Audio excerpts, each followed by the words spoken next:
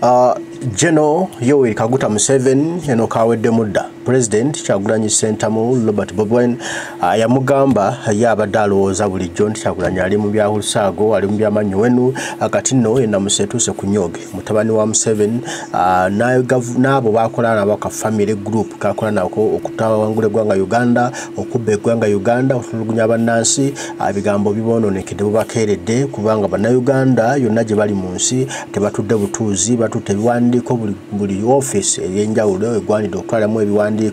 nga President Kyagulanyi bwe yabagamba kati ebivaamu General Museveni gakaaba gakomba kubanga wano teyasobola najja kutuusibwawo Uganda kati nyiivu bannayuganda banyiivu na buli muntu yeetaaga kulaba ku nkyukakyuka waka ate kati nno gujabagidde. Tulina okukola n'ekiki ekibulawo n'obuzibu tulimu kati Museveni waka Museveni kajooga ambabuulire era kalonze Inspector General omulala wa poliisi. Ensi zonna ze tulimu mu nsi si bwe ziri. Ensi ze tulimu zonna mu nsi si bwe ziri. Nti foundation ya Uganda right from the beginning ya chama ate ono Museveni bwazze ng'atulimbalima nti azze okutereeza Uganda ate ayongedde n'ayonoona bwonoonyi. Naye tetuyinza kutuula nga ffe tetulina alternative. Tulina okusala amagezi agamujja mu buyinza tumweggyeko once and forever. Butamuggyako nze kambawo example nze tumira abahaiti tubasomba wano ku kisaawe. Ensi yaabwe it has been a failed state for the last 200 years. Ekintu kino ntera nnyo nekijja kubanga nze nina working example ya Haiti era mbasekerera nnyo kubanga buli kimu tebakimanyi, buli kimu baafeiringa tebakyalina way out. Igamba nti failure ku failure. Kakati Museveni ye bwagamba nti agera kweta muhoozi ku system ye gyamaze okusiba ensi kati Uganda ebe mu cycle eyo nga ffe tetulina kye tuyinza kukola. Tetulina plan yenunula, tetulina alternative mpya, tetulina kusomesa abantu kubanga bo balowooza nti generations ez'abantu abamanyi nga ffe bwe ziggwawo baba abalina obusobozi kati baba basobola okudiisa okutukwata vaagalanda eggwanga ne liba nga litambulira mu bintu byabwe. Ekintu kino kibi nnyo bwe tutuula obutuuzi nti bw'otunuulira Tanzania Nyerere yagyonoona okureforminga Tanzania today to a modern state or modern country kina kuva mu Great Lakes region nga tufunye working example yaffe ennungi tugenda okukosa eya Uganda. Nabagamba nti working example gye tugenda okukozesa mu stabilizinga Uganda okuzimba democracy n'ocreating emirimu egiri modern n'okuzimba ensi nga bw'olaba Europe zino za America zonna tekigenda ku affectinga Uganda yokka oba ku improvinga Uganda kigenda kutwalira mu region yonna ne Africa yonna.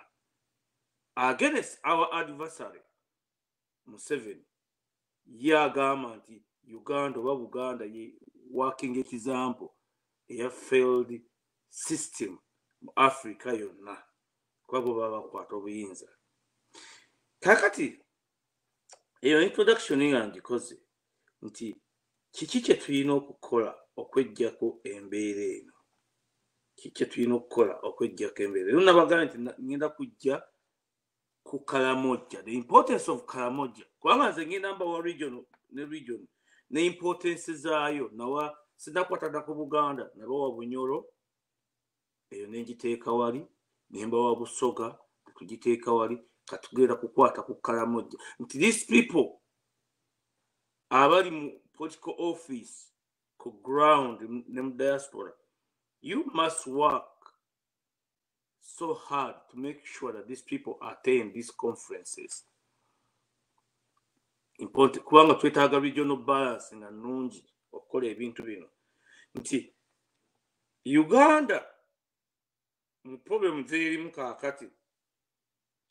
facing severe gundi rising water mu Uganda mulimu rising water amazzi galinnya Lake Victoria zirinnya kivudde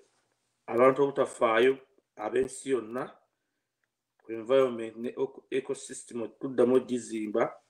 ng'ate ebisumuuzo biri mu Great Lakes region nebiba ne mu Amazon kubanga yensi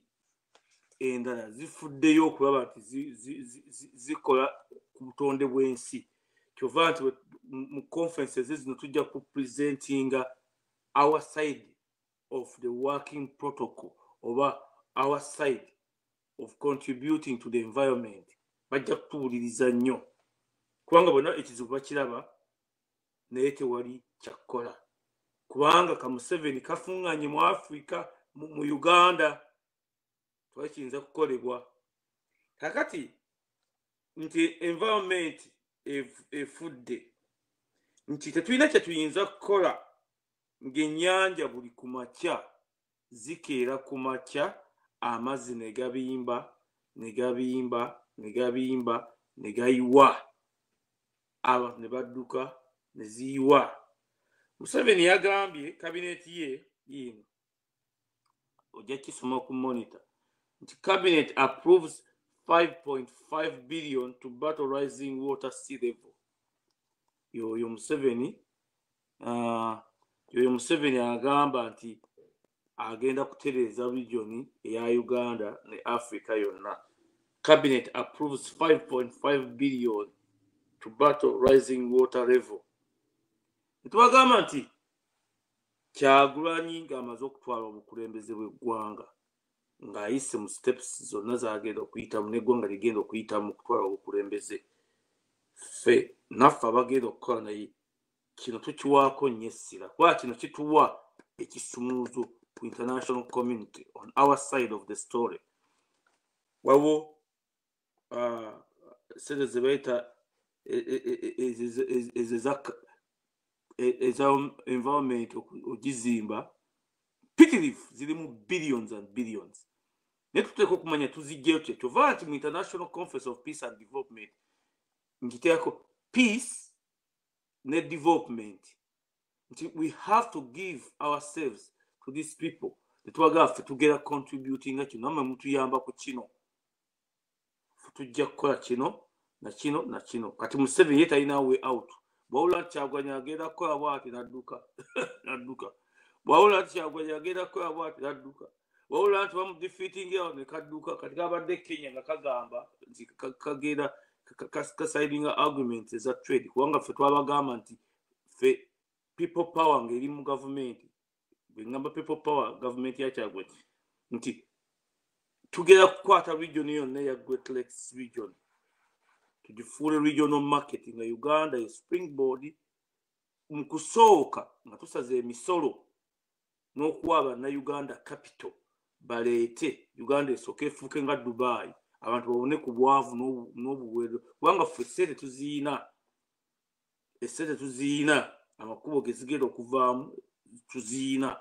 ye taziina ye yeewola n'agenda China n'agenda mu Buwarabu n'akola ki okuweeyaweeya kubanga yali yeebasa ali mu magye kakati nti 5.5 billion to battle rising water levels ffe twetaaga tugenda kukozesa billions kuba ekiri kino mu creating emifu twabagamba nti tetugenda kukola stabilizing political scene ya Uganda tugenda kukola reconstruction to create jobs mu Uganda okukola emirimu se emirimu gy'okuvuga boda se emirimu egy'okukera wansi n'agera bamugamba nti ngati Katango odoye bekagamba nti bagera capturinga bakola nnyo okulaba nti bakapturinga akalulu ka Buganda Abaganda b'omuwe mwanyi ng'omumazi muwe mwanyi takabaaliba gumuwe mwanyi afune ssente afune ez'okulya kiye kinene mu kirekere ffe otegedde kagamba linga abagamba nti Omuganda ayagala nnyo ensenene muleka bw'omusiikira ebinyomo mu nzikiza ayinza okugiyita ensenene. Kakati ekyo nga nkimaze kiki kye tugenda okukola okutereeza n'okukola emirimu mu Great Lakes region. First of all, tujja kwetaaga okukontrolinga emigga n'ennyanja zonna eziri mu Great Lakes region. Twabagamba ffe engeri gye tugenda okukola ekintu ki tulina okupresentinga mu environmental policy egenda okucontributinga to the rising temperatures of the world. Ekyo nkibabuulira nga bwe nkitutte kubanga guno omulimu gugenda kuputinga so many millions of people to work. Ekyo nja kyogerako engeri gye tugenda okudividingamu sectors n'engeri Museveni gy'akolamu ebintu bye, abantu okutwala okubajja awaka, okusooka okubateekamu essuubi. Tugenze ku masannyalaze, tugenze ku nguudo, tugenze ku gaasi. Twetaaga buli muntu atandika okukola ebintu bino byolaba byenjogera. Nze ntwala budde n'embisoma n'enfuna ne working so n'engenda n'emuzimase n'ensoma lwa kintu kimu nti abasajja nga ba Truman, abasajja nga ba Roosevelt, nga bali bonna after depression ya Second World War, after depression ya 1928 mu America mwali mu crisis enene nga America yonna etuuse ku standstill. Ensi yonna eyononese efunye stock crash, buli muntu talina mulimu takola. Ekintu ekisinga okukola nze nabagamba nze kiki kyenava nsaba omulimu guli omukakali nasaba abantu bagamba nti gosabye munene nnyo. Kyenava bagamba nti nze njaga nfokasinze nnyo okumakinga sure nti bannayuganda nga nze bampadde obwa prime minister Kyagulanyi waffe ampadde obwa prime minister, nze nga nfokasinze nnyo ku makinga sure nti bannayuganda bakola. Bannayuganda bakola. Ntwakeera ku makya muzimba ebibuga, muzimba enguudo, muzimba gaasi, akeera ku makya n'agera n'akola. Kubanga okukola kwe kuteekamu omuntu essuubi. Kakati nti ekisookerwako kyeki plani maapu ngikubye eya Waterway, Lake Victoria Basin Atlas of our changing environment. Nti mu Lake Victoria amazzi gakeera kuyiwa yonna Uganda yonna. Plans zonna Museveni emyaka gy'amaze kuba ya concentratinga kwenyweza mu buyinza na kuzimba majiege na security. Mulabye ekibadde e Congo, Tshisekedi babadde bamuwambi. Tshisekedi babadde bamuwambi. Ebintu bino butagenda mu International Conference of Peace and Development okuleeta ba partners aba international community mu affairs zaffe nga ffe tuba tusabye tetujja kustabilizinga Uganda. Nti bwe mugamba nti muwangudde okulonda oba muwambi obuyinza naye tumutaddewo mechanism ziprotectinga nsi. Kati kambawe example ku kibadde Congo. Congo babadde bagiwambi kubanga Russia egenda ekola ku babase tebannayogera mubadde muba foreign armies ndoza ba Russia. Well, Russia kati working so hard against the American, especially betaaga nnyo Congo kubanga Congo ina raw materials. Russia ejagala nnyo ne China ejagala nnyo. Kakati ekintu kino ekyakwebadde e Congo ne mu Uganda kisobola okubeeramu nti naye bwe tuba tugenze mu international community tusabayo nga gavumenti ekyusa mu mikono egya President Robert Kyagulanyi nti tusabayo security, international security, stabilizing force. Museveni kyatayagalira ddala. Kakati ekyokubiri tusabayo ki tulina okukyusa structure of government or structure of the army. Nti kakati Museveni yakedde ku makya n'alonda Inspector General of Police nga we kubanga balina okukwata obuyinza bwoteekako opponent oba muganda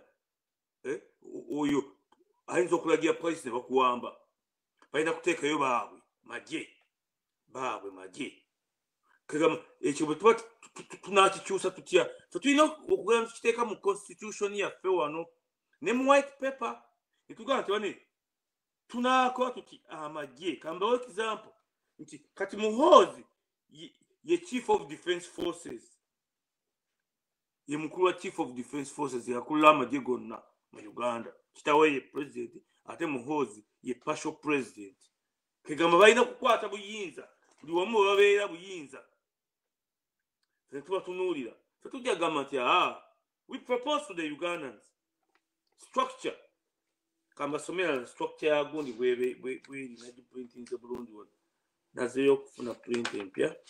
omwana nayanyambye tulese print empya otegedde empapula ziriwo ezo print is a structure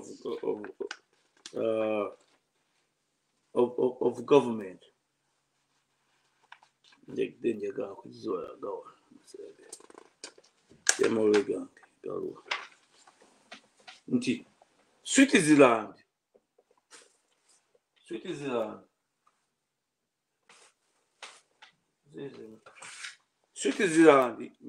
Mbadde njagala kwagana Switzerland. Nti bino ebintu byonna bwe mutaba na kiki kimusaba temuyinako gimulaga ekyo nja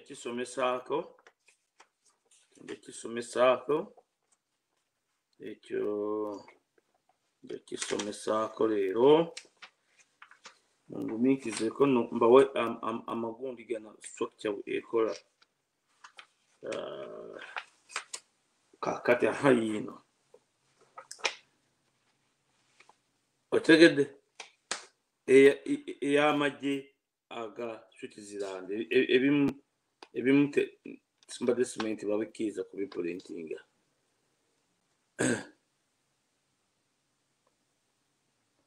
kakati ojja genda gwe kennyini ojja genda ku Google osome ekintu kino tujja kipresentinga wali kubanga mbadde kikiro kiblakinze tebaaga bantu babimanye. In peacetime, the Swiss armed forces are led by the chief of the armed forces, who reports to the head of the federal council. Nti bw'olaba structure ey'amagye mu Switzerland, okustabilizing Switzerland, one of the most successful stories. Terimu mitawana, terimu ne Africa always. Ono Muhoozi yakola kino, ono yakola kino, kigamba baba beerinda. Kati nga bwe bibadde Congo nti tulina okukyusa structures zaffe ngaffe mu working example oba mu constitution yaffe tugamba proposed constitution tugamba bana Uganda amagye chief of defense forces ekifo kino tugera okukikola tuti kubanga Switzerland engeri gye bakikola nti oli akulira amagye n'engeri gyakoma structure y'amagye gye yakola n'engeri amagye gye gamovinga kuba bagakuuma nnyo amagye okutambula nokuga amagye gano ani agosaizi okutambula otegedde bw'ogosaizi okufa oyagala kuwamba gavumenti nti Switzerland yakikola mu ngeri nti mu federal system yaayo n'amagye mwegali engeri council ekuuma obuyinza bw'amagye si muntu omu bwakatika Muhoozi kateekawo ne kagamba nti tuba tugamba nti ffe tugamba titugenda kukozesa okudividinga amagye okwenunula agadda sayidi y'abantu n'agatadda sayidi y'abantu ne bagayuzaamu emirundi kati baagayuzaamu naye nga Muhoozi yagakola kati aga Air Force galina owaago ag'okutaka galina ogwago ag'okunyanja galina owaago nagana aga Special Force Command galina owaago ne bagadividingamu emirundi ate ye waggulu n'abanga ya overall w'amagye gano kakati ffe tugamba no tujja kukolanga amagye ng'aga Switzerland naye tulina okukyusa political structure mu ggwanga ne tugiriza mu federalism tulina bikkanyamu mu conference ku white paper okyaba nti bino byonna tulina okubikola tetutudde butuuzi tetulina kulinda nti ate kati twamaze okutwala obuyinza ate kati tulifominge no si kirungi kyetaaga tuveeri nga tuzze kubanga ekiva ebweru kyova abantu bonna abali mu Uganda bababuuza naye mmwe abali ebweru muli kuki mutuyambe muli kuki fe tulina kuva fe abali ebweru n'abagenda okujja ebweru tujja na kino nti owaayo amagye tugenda gastabilizinga okwavoidinga ku ezibeera mu nsi ne security ono balina okuteekawo ono nedda mwenna nga citizen bekikola kikulu nnyo nitugamba nti tukkaanyiza nti abasirikale tubasasudde bonna tubawadde amataka tubawadde development abali e Somalia tubajjeeyo kuba bino byonna Museveni abitukubisa kati nga yabadde Kenya n'agamba ne Ruto n'agamba nti tetunnakkiriza amagye agayamba Somalia okugirekera okugyayo amagye ga Uganda n'aga Kenya nga twatukkiriza mugira mugalekayo kubanga afuna political support, international political support, ate afuna ne ssente eziyamba okuweweeza kusasula ku magye ayange akosa bamasinali tikankuwe bano international committee empasente bwezizo zentoolako n'engulu ebyokulwanyisa nembasasula ne babeera awo n'abali enjawulo ne balya okiraba nti bino byonna papasi bikulu sinatuuka no ku Karamoja eno nja kugyogerako lwaki nagitaddemu muno mu kintu kino nti bino byonna tulina obikola nga twerinda kiki ekiridda mu maaso nti senga gavumenti tugitutte naye si bino katwawo gavumenti emu oba yabadde wa Sri Lanka prime minister babadde bamussa era ali mu ddwaliro badde bamussa ali mu ddwaliro nti bino ebifo bwe tutakola bintu bino nga bukyali mu bbanga lino erisigadde kuba ffe omutego gwe tutega kati nga ffe ba analyst kutega nti kiki ekinaabeerawo nga muhooza alinnye ku bukulembeze bw'eggwanga kubanga by all means Museveni agenda kumuteeka mu ntebe y'eggwanga ffe kyetunoonya na bano abamusiikira obunyama bagashumba twaga batambule nga batambula buli walaba ekidaala ekizimbe wansi balabayo omuliro twetaaga muhoozi bamuteeke ku kidaala babamukama bamuteekerewo okulonda okwekimpatiiro ekyobubbi ne batanga odoyi abagenda okuvunaanwa mu Uganda ne mu international community kubanga ebyo batanga odoyi byakoze okubba obululu emyaka n'emyaka tetujja kubireka kugenda era gwe tanga odoyi tukugamba ne babyabukama bonna babadde mu bululu tetujja kubaleka tujja ejja kubanga treason tujja kubasiba emyaka mingi nnyo muveeyo nga mwewala ne kuddiba myaka 10 bakusibye myaka 10 byemukola ebyo bamugamba nti mulina emmundu temugambwako ono byabakama yategeka okulonda okwekibbi batanga oboyi bakola system ne bayagira amagye gabo mwana omubbe ono mukole muti mutwe DR forms izo mutwe abo mubatte mukole kiti tetujja kubireka tukugamba tanga odoyi ziri ate n'obuntu bwamwe bwe muyina bwonna tujja kubukwata obutaka bwammwe obuyumba bwammwe bye mubbye byonna tujja kubaavuwaza era sete muzimanyi ne bwe munaaba mu bitutte luddawa tujja kubajjayo kakati nti ekyo ekyamagye nkinnyonnyodde tunaavoidinga tutya problem ngezibadde Congo bwe tutuula obutuuzi ne tuba nga tetukoze structure ziga tutaasa ku bintu bino mu maaso ojja kgenda mu gavumenti otegedde ogenze kukola n'ensolo otegedde I think it was the president of the chief of defense forces otegedde bino byonna nti bwe mumala okukola structure zino okuzimba eggwanga okulituusa mu kwesiima nga terinatuuka wetuuka mutya okuba ne foreign forces nabagamba foreign forces ne interest zaazo ffe tuziina kati nsomesa bibazzaamu maanyi sibawuddiisa nti ate olaba ku Russia gye badde ekoze mu Congo okumuggyawo oyo batekewo wawe nga badde bagenze kubanga alina interest mu Africa yonna Russia mu global influence oba mu rebuilding of communism ekyo mbadde mukimanyi nti akati ffe tetuyinza kutuula butuuzi ffe tulina kuva eno netugamba nti kino ekifo tugenda kukikola president wa Czechoslovakia gwe badde basse now the prime minister gwe badde basse babadde bamusse kati bwe mulina kuva eno mugamba nti ffe bino byonna byetugenda okukola ne resolution zonna tugenda okusaba na biki byonna twetagako na bino wammanga ffe bannansi twetagako bino wammanga bwe musabira ebintu ebyo tujja kwetaaga protection ya kino okukuuma abantu ababuuza bunaanyizibwa okukuuma bino paka ng'eggwanga limaze okuzimba n'okutereeza notegeera nti temukyali straight tumaze okutraininga amagye gonna ag'abantu tumaze okukola structure mu kibuli muntu kati ali safe ne tusalawo ffe bannansi nga nti kakati bannaffe abaali bazze otukuuma mugende oba kati tukolegana mu ngeri ndala kakati ekyo nga nkimaze tugende lwaki ekintu kya Kalamojja kikulu okustabalizinga Uganda n'okucreatinga emirimu nti the first stage gye tugenda okukola Museveni kyatafuddeeko nnyo ekyobutonde bw'ensi nabagambye kigenda kuzimbibwa twabagamba nti tugenda kuteekawo the Great Lakes region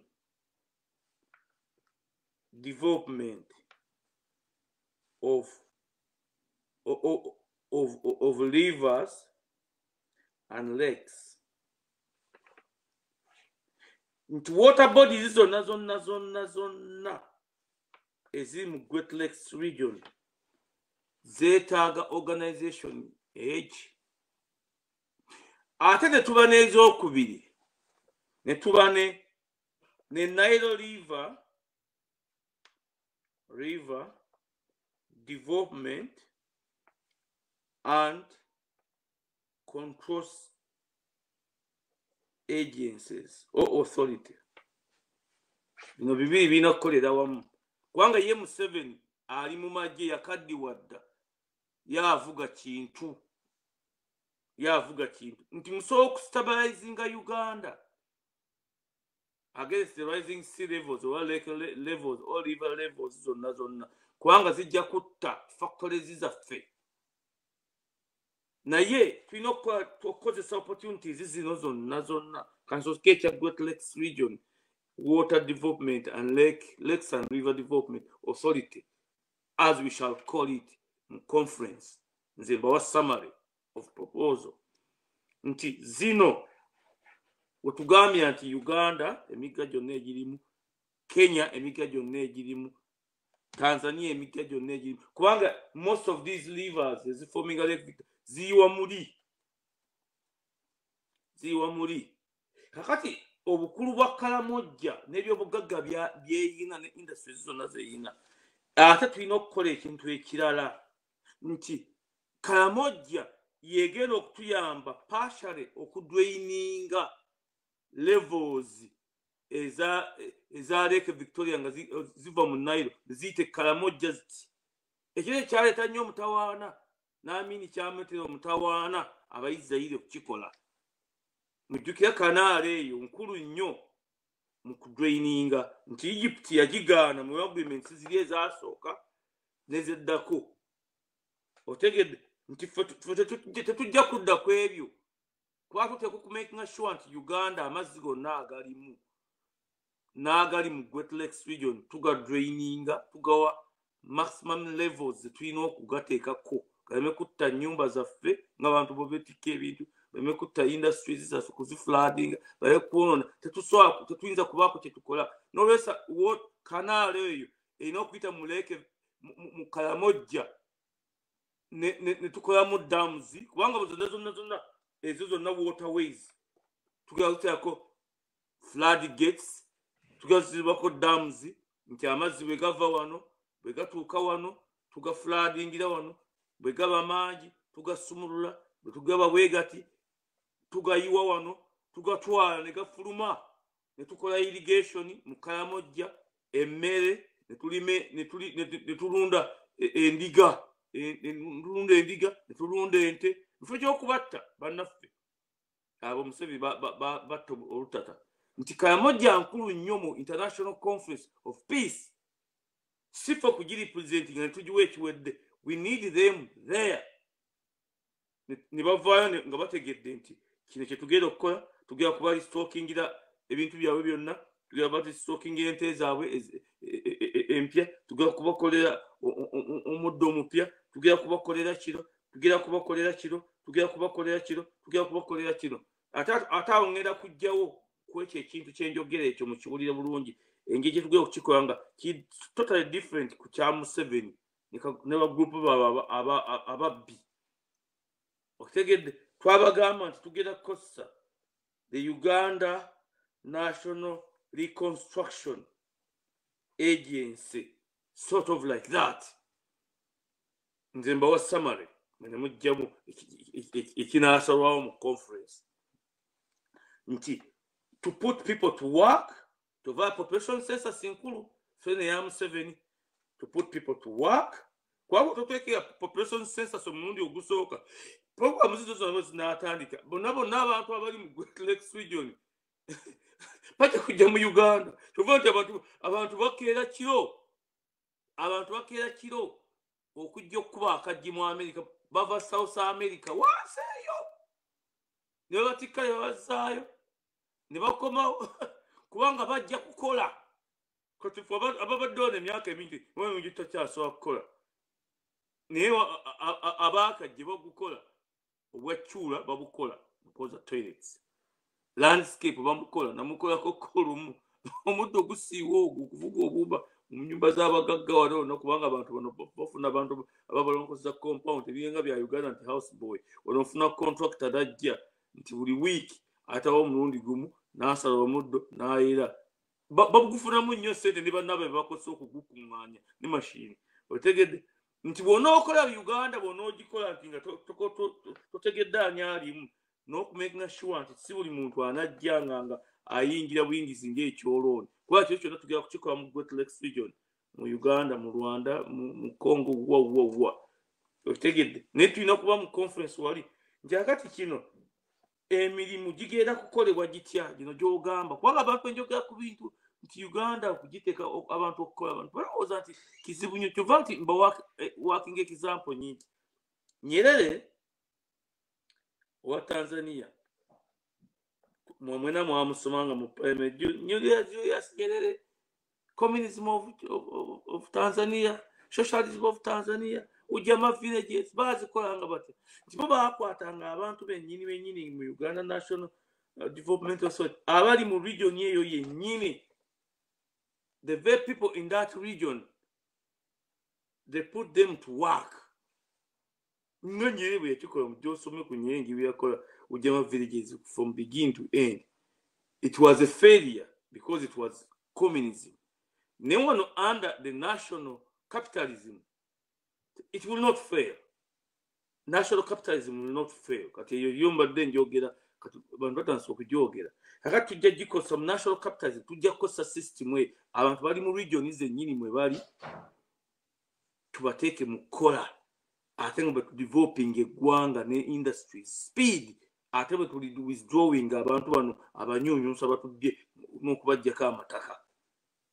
Naye byonna birina kuba ekisumuzo kirina kuba International Conference of Peace and Development for Uganda kubanga byonna bibeera muri. Kakati ekyo tugende ku Nile River Development and Construction Authority nti amazzi aga floodings mu Lake Victoria mu nnyanja zaffe zonna oba ne mu migga gyonna waterways ezigafulumya paka mu Uganda, mu Sudan. Otegedde kubanga ziyiwa River Nile eyiwa mu Sudan mazzi mangi nnyo ate ne continuing paka waggulu paka mu Egypt.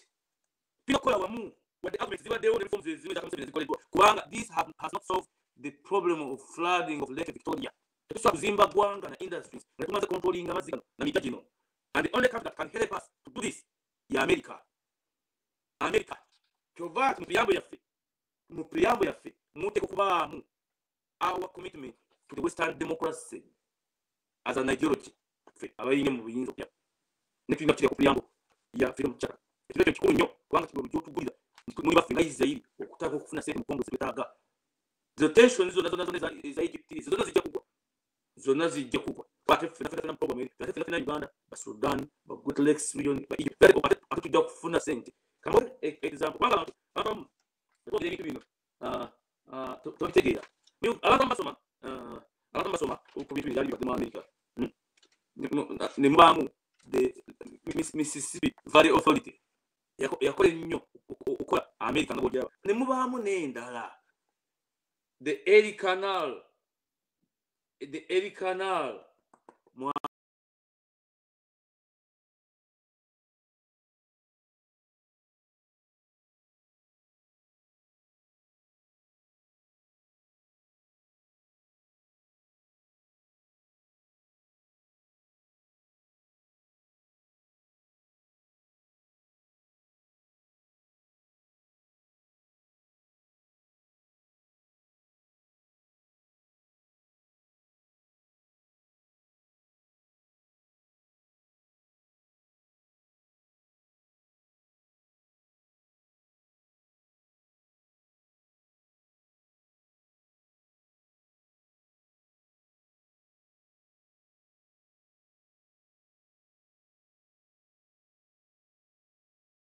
America bosoma ku Erie Canal jofuna obudde osome ku Erie Canal wo canal zibazimba kati nga ffe tulina amazzi gano agatutawaanya mu Uganda Museveni gyateeka 5.5 billion akasajja kano kajoze eggwanga kano kajoze eggwanga omeka Museveni kajoga nnyo okujonga tukayimukiddemu nga tukayimukiddemu ne tukunga buli muntu ne tukafuutula mu ggwanga muno the Erie Canal mu America gisomeeko ebintu byeyakola n'engeri gye baagizimba abantu tebatuula butuuzi ffe tujja mu conferences zino n'ebirala byesaaga akwogera bino byonna tubirowoozaako engeri gye tunaafuna sente zo zonna kubanga sente za bika bibiri waliwo ez'okuzimba environment ezo ezigenda okuva mu carbon ezo carbon money ezo weziri mu bungi kubanga ensi terina kyakukola okuggyako nga Amazon ne Congo Basin zizimbiddwa ate zisobola kuzimbibwa nga waterways zazo flooding nga ziri uncontrollable ne tutunula butunuzi no tutera okumakinga sure nti tuwa proposals zaffe nabo ne batuddamu abakugu naffe tujja kukola tumwe mulaba mutya esente twetaaga bwezi kiro tugenda okukola kati nga canals zino ezazimbwa mu America nga Erie Canal otegedde Mississippi wewe n'endala eruddawa enene ennyo gye baazimba eyisa containers emmeri empitirivu ennyo international community kubanga the stability of Africa and the Great Lakes region ne development yayo ne control ya water canals no creating emirimu ne transportation ne development nkulu nnyo ebyo tebyetaaga tutuule butuuzi kyetaaga tugende mu conferences tuli buli muntu aveera agambe kintu twagala kino fe omulimu gwaffe is to advise you nti kino ffe nga ba-analyst tulowooza kiri kiti ffe nga ba-analyst ffe tulowooza kiri kiti ffe nga ba-analyst nga bino byonna tubikola kuggyako Museveni ko kalowooza otegedde the Erie Canal helped to launch the consumer economy ebintu by'osobola ku Erie Canal byakola nti waterways zokka nga tuzimbye hydroelectrical dams against Museveni yagala okuzimba nuclear dam nuclear reactors mu Busoga because of his ideology in communism otegedde ffe tuwa side yena tugamba nti fe amasannyalaze tugeerago gatyo twetaaga kino buli expert n'avaayo n'awa proposal ne tugamba nti tutuuka mu buyinza tujja kwetaaga kino tujja kukola kino twetaaga kukola kino kakati ekikulu ennyo mu kudweyininga eri eno ye Kalamojja ne benefits zegenda okufuna. We don't want to represent them. We want themselves to represent themselves in this. Baveyo bagende Kalamojja babasomese mu Lukalamojja. Kwa kitunoonya ku takinga Museveni down nga buli muntu ali on board. Fenna agera obuyinza kamuhozi wansi watuddeyo epaasa eyo ky'obunyuma obwo okutumanyiira. Otegedde kakati zino agreements zonna kankulage kubyedda kubanze ntwala obudde n'ensoma ekintu. Tension mount as Uganda proceeds with the Nile River agreements. Bino byonna ba politician be basalawo ne tusalirawo ne bitukolako mutawaana eno tejja kukola kyo, eno tojja kukola kino kijja kukola kino. Abazungu bwe baatuwa kino no. Ate amagye bwe tunaleetanga twabagamba nti wali stabilizing force ya Africa fe tuleeta America. Museveni gy'atayagala kuyingira mu Uganda. Kakati Russia yiye ebadde wambye Congo. Russia ebadde wambye Congo mu kudita kubanga egyetaaga. Kubanga naffe tunaagenda mu gavumenti enkya nga tulowooza nti tugenze bwe tutyo the change of guards mu system eyo nga tetwetegese enkya bajja kubawamba. Muli mu gavumenti mutandise okukola changes bano bayite mabega. Tubaga nti otuyingira mu gavumenti tuti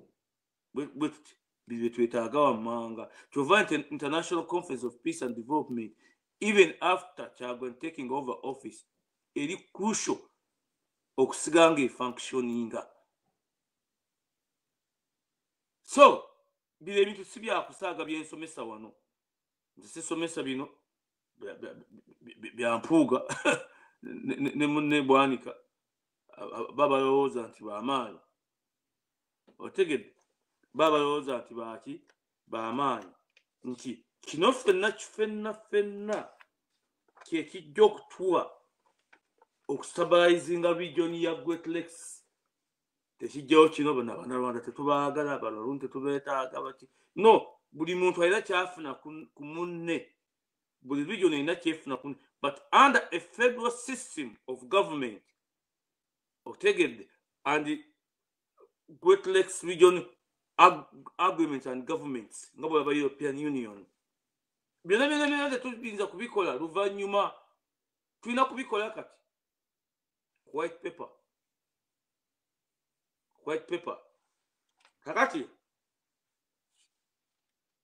Kakati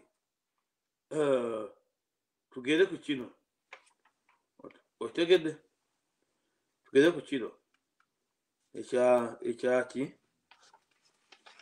ekya gundi awo byembadde njagala okusomesaako bisinasomesaako ebya Kamojja eri Kanalongi mbiragidde nti zino zonna waterways nga bw'olaba America bwe yakola ku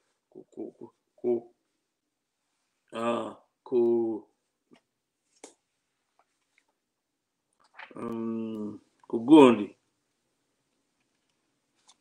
kuki ekyo tunaze kale katugere ku kino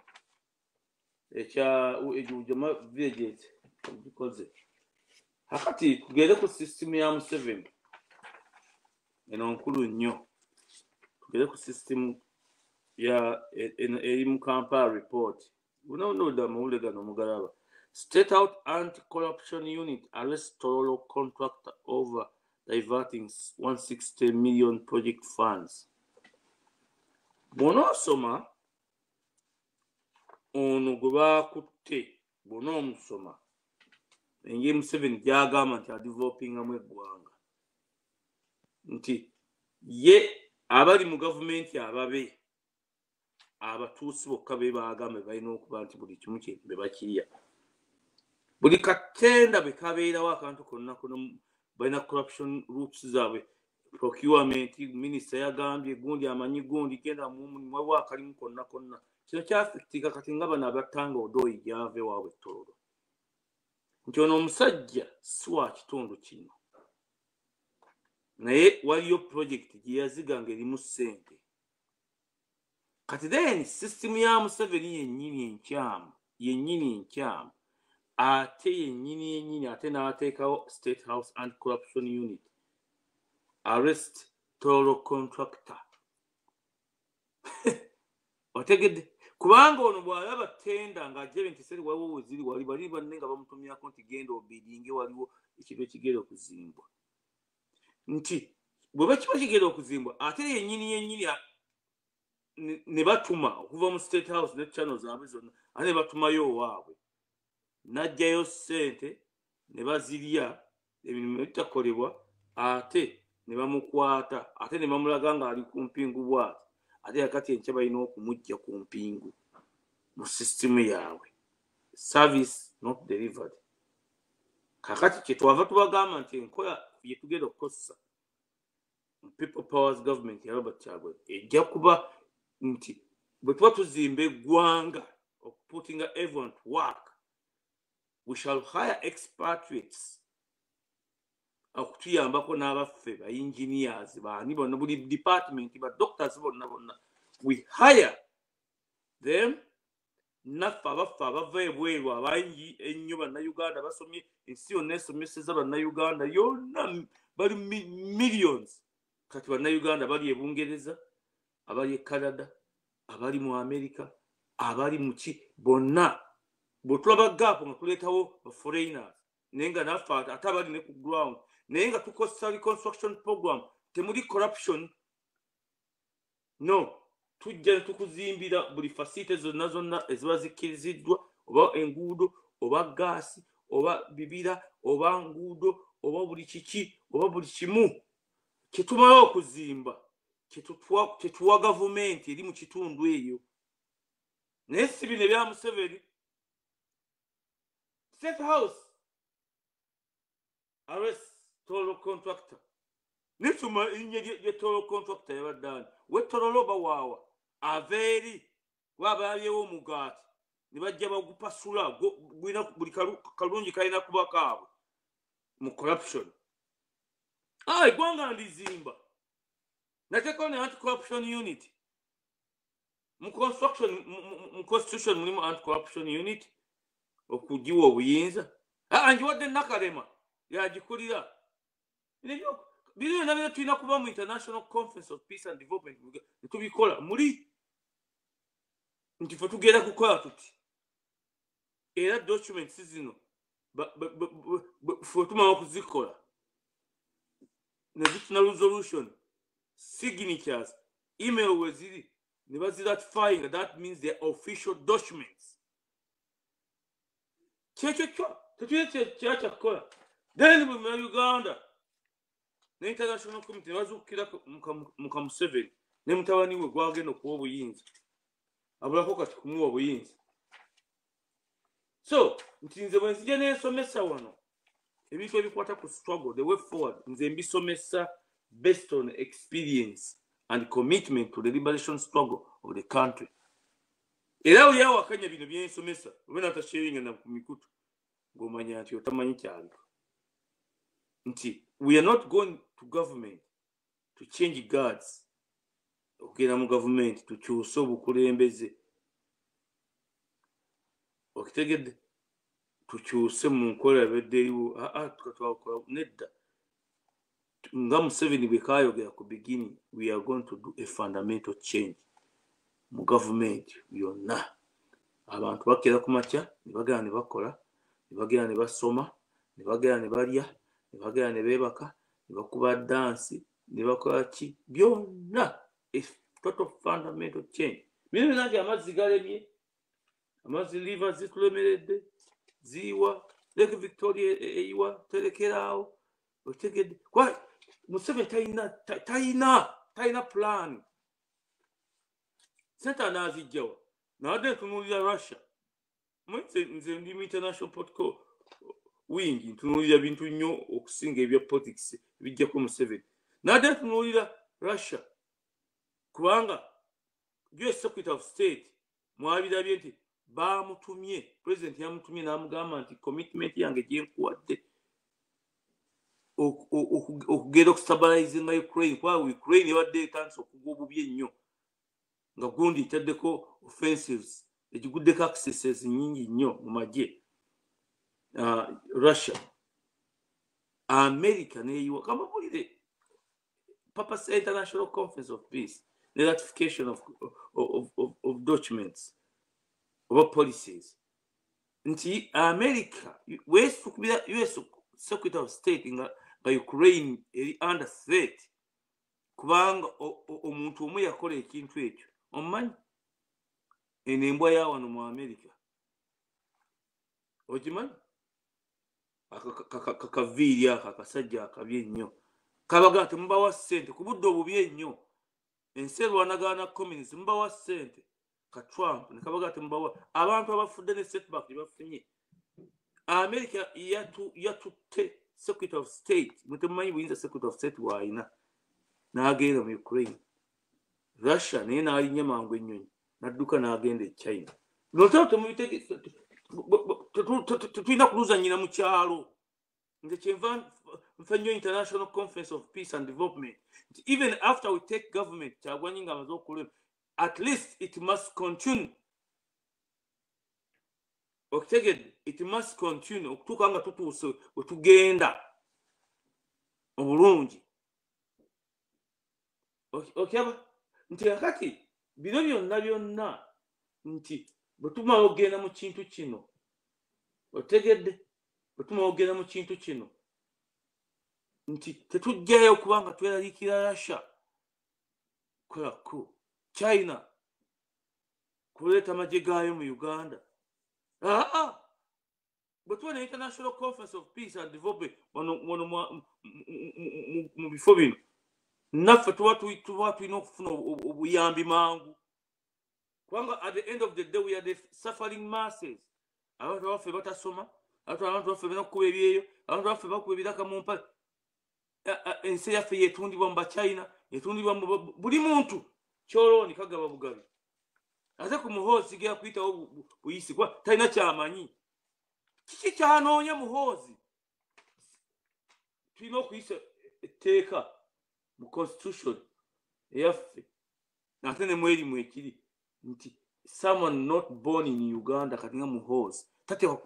kulinaana na kifo ky'abwa president kitawo oba yamuwa obwaki oba yamuwa obutuuze mu kiri ekigaali ekya 1995 constitution nga yamuwa obutuuze teyazaalibwa mu Uganda talina kutufuga bwe baba bamwagala bamutwale mu system gye tugenda okukola agenda afuuke governor ewaabwe mu West eyo bambala oba wankolo oba bamunonde owa governor kubanga bamuwulira nti abamwagala tujja kubaga nti wuuyo kubanga mu magye tujja kumugobamu ekyo saaga kukyogera wano ng'ekijja okumugobamu nze mmanyi ebimu bisi byogera wano tujja kumugobamu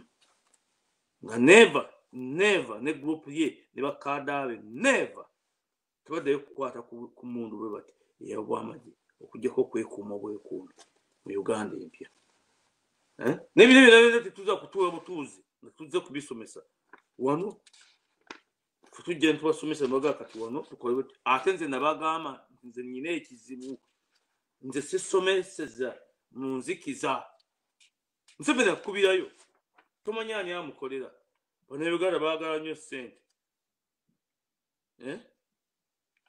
baagala nnyo ssente oyinza okuba nga mukola naye wano naye nga mitwalo 10 gimukyusa mitwalo 10 egya dola gimukyusa so they're not focusing on the International Conference of Peace and Development for Uganda ne stressing ennyo importance ya Karamoja mwina okugifaako so that this region fully attends. We are not going to represent it. We want them to be represented by their own people from that region. Ekyo nkikomyawo eyo homework nkikomyawo bwe mbaga Bunyoro mwina okugiwakinga on Busoga mwina okugiwakinga on buli kifo nze njagenda nkwata region ku region mbawa summary tutandikiraawo ewiiki ejja kifo ki kye naakwata ekirala nze zijja kusomesa kubanga nze omulimu gwe nasaba mukulu nnyo nze gwe nkolako homework era nze gwe nsomera gwokka nti mu gavumenti ya Robert Kyagulanyi Ssentamu control the rivers ekifo kino njaga mbe nga ntunula buli muntu mutunula bwe